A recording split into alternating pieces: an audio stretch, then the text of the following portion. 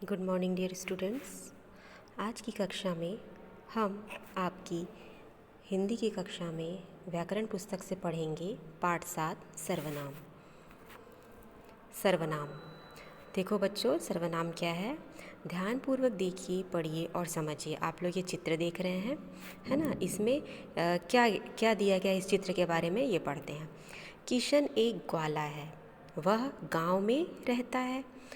उसके पास कई गायें हैं, वह उन्हें चराने के लिए खेतों में ले जाता है। वे दूध देती हैं, वह उनका दूध लेकर गांव-गांव जाता है। तो आपने क्या देखा बच्चों कि ऊपर दिए गए जो वाक्य हैं, है ना, इनमें छपे रंगीन शब्द संज्ञा है ना? और संज्ञा शब्द जो है उनके स्थान पर, अर्थात किशन और गाय, ये संज्ञा शब्द है ना, इनके स्थान पर क्या क्या प्रयोग किया गया है? वह, उन्हें, है ना? तो ये कैसे शब्द हुए हैं? सर्वनाम शब्द जो संज्ञा के स्थान पर आते हैं, है ना? तो इस प्रकार हम क्या कह सकते हैं कि वे शब्द जो संज्ञा के स्थान पर प्रयोग किए जाते हैं उन्हें सर्वनाम कहते हैं। ठीक है।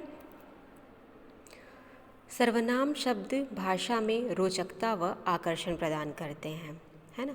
संज्ञा शब्दों का बार बार प्रयोग होने से रोकते हैं। मतलब संज्ञा शब्दों की तरह सर्वनाम शब्दों के भी वचन होते हैं। क्या क्या होते हैं देखते हैं कि एक वचन में अगर मैं है तो वो बहुवचन में क्या हो जाएगा? हम हो जाएगा। यह का ये, इसे इन्हें बहुवचन में, और एक वचन में जैसे तू है तो वो क्या हो जाएगा? तुम। वह है तो वे, उसे उन्हें। सर्वनाम के भेद पढ़ते हैं। सर्वनाम के 6 भेद होते हैं। कौन कौन से? पुरुषवाचक सर्वनाम, निश्चयवाचक सर्वनाम, अनिश्चयवाचक सर्वनाम, प्रश्नवाचक सर्वनाम, संबंधवाचक सर्वनाम और छठवां निजवाचक सर्वनाम। अब पढ़ते हैं पुरुषवाचक सर्वनाम। पुरुषवाचक सर्वनाम क्या होते हैं? जो सर्वनाम शब्द बोलने वाले, सुनने वाले तथा अन्य व्यक्तियों के लिए प्रयोग किए जाते हैं, है ना, उनको क्या कहेंगे? पुरुषवाचक सर्वनाम कहते हैं। अब जैसे इसका उदाहरण देखिए, मैं विद्यालय जा रहा हूँ। कौन कह रहा है? मैं। ये स्वयं के लिए प्रयोग हो रहा है ना? और दूसरा उदाहरण क्या है? आप कौन हैं? तो ये बोलने वाले के लिए और सुनने वाले के लिए, है ना, और अन्य व्यक्तियों के लिए प्रयोग किए जाते हैं। ठीक है। उपर्युक्त वाक्यों में छपे रंगीन शब्द जो हैं वो पुरुषवाचक सर्वनाम है। जैसे मैं, है ना, आप, हम, तुम, मेरा, हमारा, आपका आदि कुछ अन्य पुरुषवाचक सर्वनाम होते हैं। ठीक है। और पुरुषवाचक जो सर्वनाम है उनके भी 3 प्रकार होते हैं। कौन कौन से होते हैं? उत्तम पुरुष पहला, और उत्तम पुरुष, और दूसरा मध्यम पुरुष, और तीसरा अन्य पुरुष, है ना। तो उत्तम पुरुष किसे कहते हैं ये पढ़ते हैं हम। जो सर्वनाम शब्द वक्ता अपने लिए प्रयोग करता है ना, उन्हें उत्तम पुरुष सर्वनाम कहते हैं। जो स्वयं के लिए उपयोग में लाया जाता है, जैसे मैं, मेरा, हम, है ना, इस प्रकार के जो शब्द हैं वो उत्तम पुरुषवाचक सर्वनाम है। फिर मध्यम पुरुष, जो सर्वनाम शब्द वक्ता मतलब बोलने वाला, सामने वाले के लिए, जो हमारे सामने है जिससे हम बात करें, अर्थात सुनने वाले के लिए प्रयोग करता है, उसे मध्यम पुरुष सर्वनाम कहते हैं। जैसे मैं हूँ, आपसे बात कर रही हूँ, तो आप, तुम, ये सब क्या है? मध्यम पुरुषवाचक सर्वनाम है। ठीक है। फिर देखिए अन्य पुरुष, जो सर्वनाम शब्द वक्ता अन्य व्यक्ति के लिए प्रयोग करता है, किसी दूसरे व्यक्ति के लिए प्रयोग करता है ना, तो उन्हें अन्य पुरुषवाचक सर्वनाम कहेंगे। जैसे वह, वे, उन्हें, है ना, जो सामने नहीं है, दूसरों के लिए उपयोग में लाया जा रहा है, वे अन्य पुरुषवाचक सर्वनाम है। फिर हम पढ़ते हैं दूसरा निश्चयवाचक सर्वनाम। पहला हमने क्या पढ़ा? पुरुषवाचक सर्वनाम। दूसरा हम पढ़ते हैं निश्चयवाचक सर्वनाम। जो सर्वनाम शब्द किसी निश्चित व्यक्ति, वस्तु, स्थान आदि का बोध कराते हैं उन्हें निश्चयवाचक सर्वनाम कहते हैं, है ना। मतलब बिल्कुल तय है कि ये आगरा है तो ये आगरा ही है, ये दिल्ली है तो दिल्ली ही है। मतलब निश्चित, किसी भी व्यक्ति का नाम, वस्तु का नाम, स्थान का नाम बिल्कुल जो निश्चित तौर पे बताते हैं वे निश्चयवाचक सर्वनाम कहलाते हैं। जैसे देखिए उदाहरण दिया, यह मेरी पुस्तक है। ठीक है, यह मेरी पुस्तक है, उसको बिल्कुल तय है कि ये मेरी ही पुस्तक है। वह किसका घर है? ठीक है।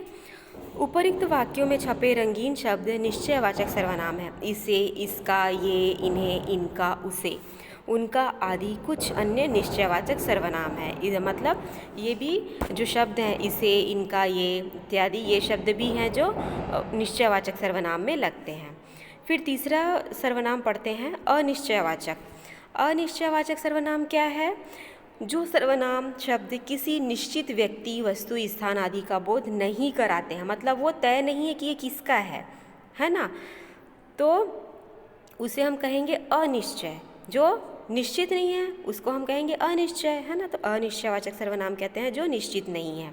जैसे बाहर कोई खड़ा है, उदाहरण क्या है? बाहर कोई खड़ा है। कोई मतलब पता नहीं है कि वो कौन है। अगर बोलता है कि वो सुरेश खड़ा है, रमेश खड़ा है, तो बोलते कि हाँ, वो निश्चयवाचक हो जाता। लेकिन ये अनिश्चयवाचक है क्योंकि उसे पता नहीं कि बाहर कौन खड़ा है, तो बोलेंगे बाहर कोई खड़ा है।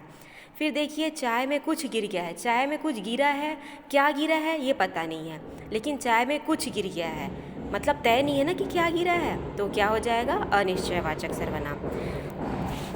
उपर्युक्त वाक्यों में छपे रंगीन शब्द अनिश्चयवाचक सर्वनाम है ना। कहीं, किसी, किन्हीं आदि कुछ अनिश्चयवाचक सर्वनाम है। फिर अगला सर्वनाम पढ़ते हैं हम बच्चों। अगला सर्वनाम है, देखिए, प्रश्नवाचक सर्वनाम। प्रश्नवाचक सर्वनाम किन्हें कहेंगे?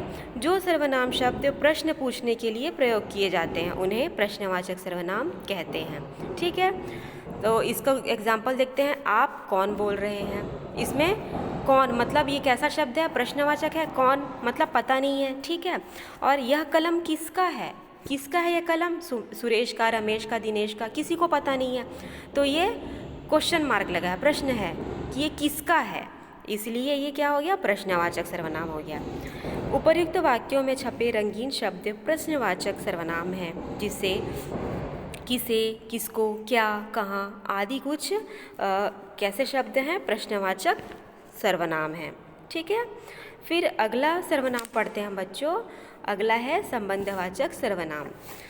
किसे कहते हैं संबंधवाचक सर्वनाम?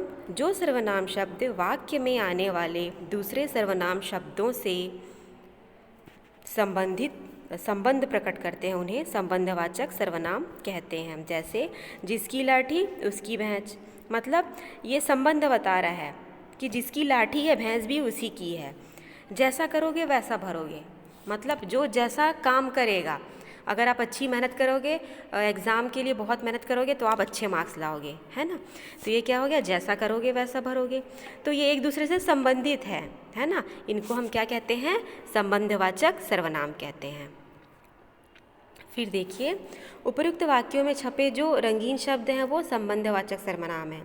जितना, उतना, जो, वो आदि कुछ अन्य संबंधवाचक सर्वनाम है। ठीक है। फिर देखिए, निजवाचक सर्वनाम जो लास्ट है, छठवां। निजवाचक सर्वनाम किसे कहेंगे? जिन सर्वनाम शब्दों का प्रयोग वक्ता अपने स्वयं के लिए करता है ना। निज मतलब स्वयं के लिए, खुद के लिए, उन्हें निजवाचक सर्वनाम कहते हैं। इसका एग्जाम्पल देखिए, वह अपने घर गया। वह अपने घर जा रहा है, अपने घर, है ना। मैं यहाँ खुद ही आया हूँ, स्वयं के लिए बोल रहा है ना, खुद मतलब स्वयं। ठीक है। तो उपयुक्त वाक्यों में छपे रंगीन शब्द निजवाचक शब्द सर्वनाम है। अपने, आप, स्वयं, स्वतः आदि कुछ अन्य निजवाचक सर्वनाम शब्द हैं, है ना। तो बच्चों, आज की कक्षा में हमने पढ़ा सर्वनाम, है ना। सर्वनाम के भेद पढ़े हमने। सर्वनाम के 6 भेद होते हैं। पहला है पुरुषवाचक सर्वनाम, दूसरा है निश्चयवाचक सर्वनाम, तीसरा अनिश्चयवाचक सर्वनाम, चौथा प्रश्नवाचक सर्वनाम, पांचवा संबंधवाचक सर्वनाम और छठवा है निजवाचक सर्वनाम। ठीक है बच्चों, अगली कक्षा में हम इसके अभ्यास कार्य क्वेश्चन आंसर कंप्लीट करेंगे, है ना। उसका PDF आपको सेंड किया जाएगा, कॉपी में आप नोट डाउन करेंगे। ओके।